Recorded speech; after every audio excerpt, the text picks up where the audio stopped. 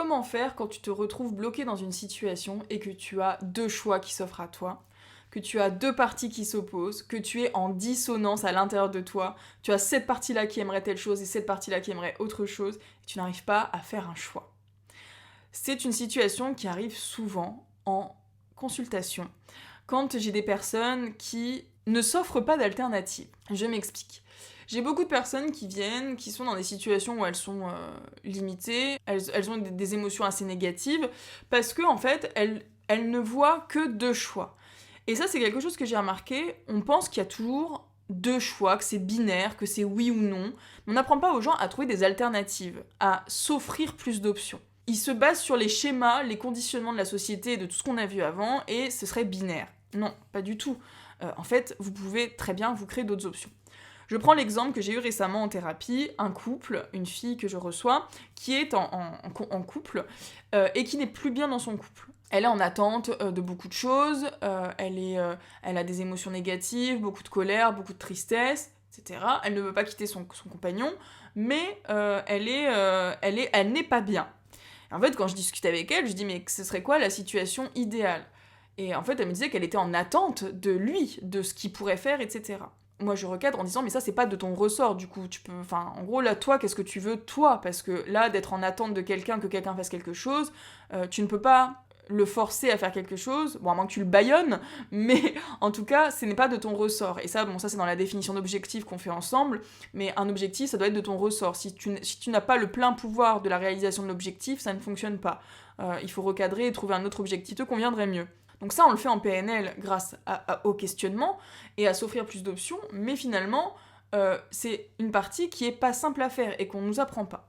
Dans cette vidéo, j'aimerais te montrer comment tu pourrais faire pour être dans un état d'esprit d'ouverture et de pouvoir te poser les bonnes questions pour pouvoir t'offrir plus d'options et trouver des choses différentes. Déjà, première des choses, enlever cette croyance que les choix sont binaires. Soit je le quitte, soit je reste avec et je suis malheureuse. Non. Pourquoi ? Tu peux apprendre à gérer tes émotions, tu peux travailler sur ta perception de la rupture, tu peux proposer de faire telle activité, tu peux amener telle conversation, tu peux partir quelque temps, il y a plein de choses que tu peux faire, mais ça, c'est pas à moi de décider pour toi. Il y a que toi qui sauras ce qui est bon pour toi, et il y a que toi qui devras tester et voir ce que ça fait pour toi. Donc ça, c'est à toi de trouver tes alternatives, et comment tu peux faire pour trouver des alternatives. Il y a des questions que je pose régulièrement en séance, c'est... Quelle serait ta situation idéale ? Si tu avais une baguette magique, comment ça serait ?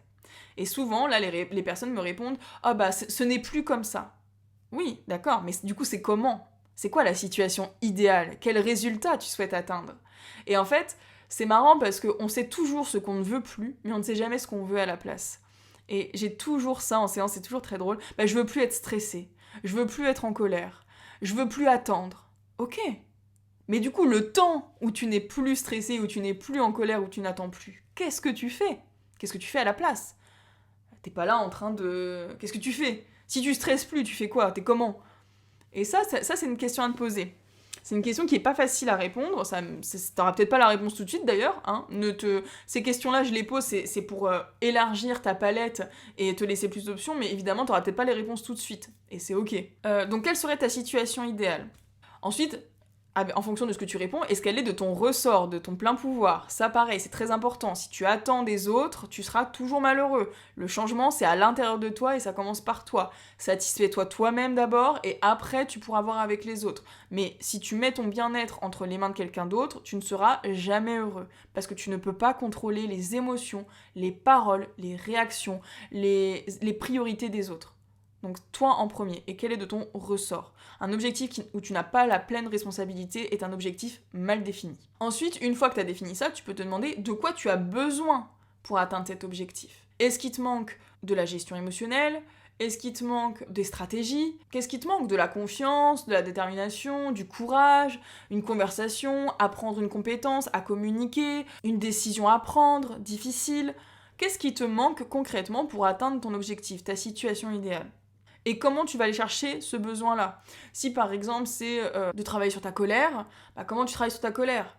Bon, tu peux écrire, tu peux aller voir le psy, tu peux faire de l'hypnose, aller crier face à la mer, j'en sais rien. Consulter, demander de l'aide, extérioriser, ça fait toujours du bien. Moi, j'accompagne mes clients dans la gestion émotionnelle avec l'hypnose, je sais que ça a de super résultats, mais tu peux trouver tes solutions à toi et du coup te demander de quoi tu as besoin et qu'est-ce qui te manque pour atteindre cette situation. Donc pour conclure dans cette vidéo, quand tu es bloqué dans une situation où tu fais du surplace, où tu as l'impression que tu n'as que 2 choix qui s'offrent à toi, des choix binaires, demande-toi plutôt quelle 3e option, 4e, 5e, 6e option tu pourrais te créer pour aller vers plus de sérénité. Et qu'est-ce que tu voudrais à la place de ta situation actuelle? C'est un questionnement et un raisonnement qui est pas facile, qui est nouveau. Je sais que quand je le fais en séance, c'est pas le plus évident, parce qu'il y a plein de choses qui se mêlent, évidemment. Il y a plein de croyances limitantes, il y a plein de conditionnements qui rentrent en jeu. Mais en tout cas, c'est un premier pas avec ces questions-là que tu peux te poser pour pouvoir déjà y voir plus clair. Crée-toi des options, vraiment, arrête de croire que c'est binaire, que en gros c'est comme ça et pas autrement. Non, en fait, tu as la responsabilité de ta vie, de tes choix, de tes décisions, de tes émotions. Tu as le pouvoir sur tout, absolument tout. Et si aujourd'hui tu es bloqué dans une situation, il y a toujours une solution, une alternative pour arriver à tes objectifs. Mais ça demande évidemment de la recherche, du travail, de se faire accompagner, voilà, d'être dans l'ouverture au changement, etc. Mais en tout cas, tu as déjà des clés avec les questions que je t'ai posées dans cette vidéo. Et si tu veux prendre rendez-vous pour avancer sur une de tes problématiques, je te mets le lien en barre d'infos. Tu peux prendre rendez-vous. J'utilise l'hypnose, la PNL, la DNR pour t'aider à débloquer à des niveaux conscients et inconscients. Et puis, ça va t'apaiser dans tous les cas sur tes problématiques. Je te dis à très vite dans une prochaine vidéo.